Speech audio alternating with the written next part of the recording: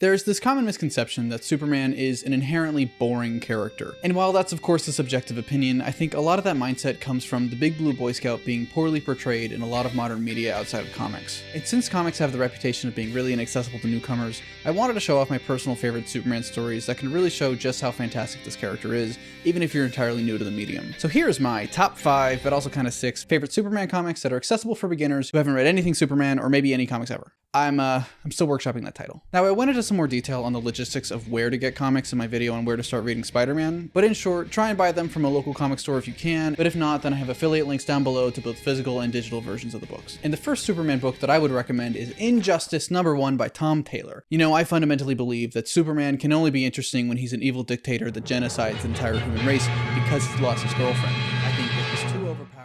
I'm kidding. I'm sorry. I couldn't help myself. Injustice is good, but it's not, he's evil. The first book I'd recommend is Peter J. Tomasi's run, starting with Superman Rebirth #1 by Peter J. Tomasi and Patrick Gleason. I absolutely adore this book. This was my first ever Superman comic I've ever read, and I'm happy to say it's one of the all-time best. It was part of the Rebirth line of DC books, which was a rebranding of the company and all of its characters, intended to be a jumping on point for a lot of new readers, including myself. That's where I started reading full-time.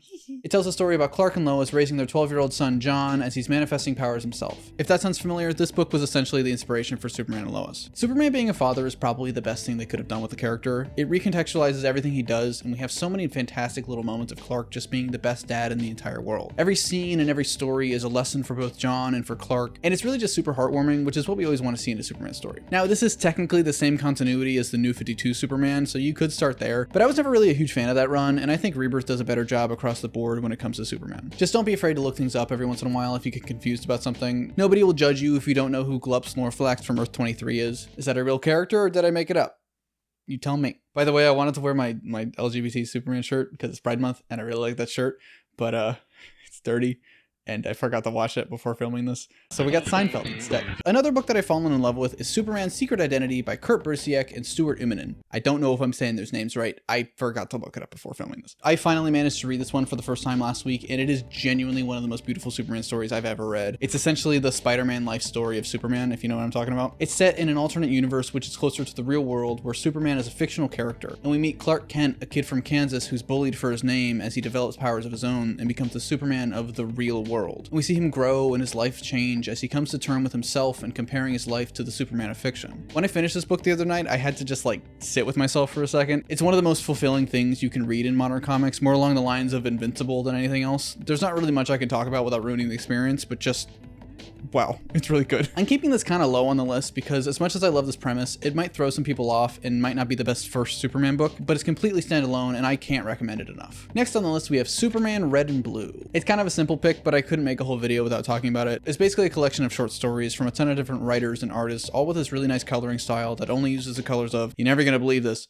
red and blue. Batman and Wonder Woman have similar series, in case you're wondering. It's not really my favorite pick or anything. Being an anthology, not every story is gonna be a winner, but there are some fun ones in there and you can start reading from any issue because of that. So if you see it at your local store, don't be afraid to pick it up. Before I keep going, this video is sponsored by Skillshare. Skillshare is an online learning community with thousands of inspiring classes for anyone who loves learning and wants to explore their creativity and learn new skills, like photography and illustration, to graphic design, storytelling, and more. If you have a specific skill you're trying to learn or are interested in making a career pivot, Skillshare is the perfect place to start. One of the things that I love about Red and Blue is that they'll sometimes pull in newer writers to the industry with it, and as someone whose dream is to write for this character, it gives me a lot of hope that that could be possible, and I've been using Skillshare to help me with that. The course, A Practical Guide to Writing Comics by Simon Jowett, has been super helpful in learning the story structure of a comic, including how to outline a comic script and structure your story to best fit the medium. A big part of the course is trying to condense your story down to as short as one page, which is super useful in the industry where short anthology books are all the rage. The first 1,000 people to use my link in the description will get a 1-month free trial of Skillshare, and thanks to Skillshare for sponsoring this video. The next Superman book I would recommend is Superman Smashes the Klan by Gene Luen Yang and Gurihiru. Inspired by an episode of the 1940s radio serial, this is a period piece set during that era where Superman has to, I don't know, take a guess. This was very almost my #1 pick for a while. I freaking love this book. Not only is it super satisfying to see Superman beat up a bunch of racists, but it provides some really in-depth commentary about what it's like to be an immigrant in the US during this time period, which is still applicable today. As a Chinese American, Yang brings this super unique perspective to the character, focusing on his anxieties about being an alien and connecting those to his personal life. On top of the creation of new characters like Tommy and Roberta, it's both a modern interpretation and a love letter to the classic stories. On an unrelated note, Yang also wrote for New Superman, which is about a new character, Kenan, who was was the Superman of China. Very good book and a really cool character that doesn't get enough love. I think the biggest thing with this book is that it's just pure and wholesome fun. It manages to balance the incredibly serious subject matter with this tone of excitement and adventure. At its core, it's a really well-written book with some gorgeous art that truly captures the character of Superman. It's only 3 issues long and it's accessible for everyone, especially younger readers, and overall it's just a fantastic story. Okay, it's time I mentioned it. All-Star Superman by Grant Morrison and Frank Quitely is one of, if not the greatest comic book ever created. Not just Superman comic, not just superhero comic book, period. I know I'm not breaking any new ground here, hot take, All-Star Superman is f***ing amazing, but I can't not talk about it. It's truly a beautiful love letter to the character and the comics medium in every sense that's essentially modern day mythology, and I feel like it should be taught in schools. It's that revolutionary. It is brilliant American literature, and I don't care what anybody, it should be taught in schools. It emphasizes this incredibly important ideology when it comes to writing Superman. So many writers decide that the way to make Superman relatable is by depowering him, bringing him down to our level in a way. This can be done really well, like in Greg Pak's run of Action Comics, which I love, but writer Grant Morrison decided to go the opposite direction. Instead, they buffed up Superman, made him stronger, made him invulnerable to kryptonite, going all in on the overpowered nature of the character, so that they could really emphasize one incredibly important idea. Even with all of this godlike power, Superman is just a man. He takes his dog for a walk, he meets with his in-laws. At his core, Superman is no different from you and me.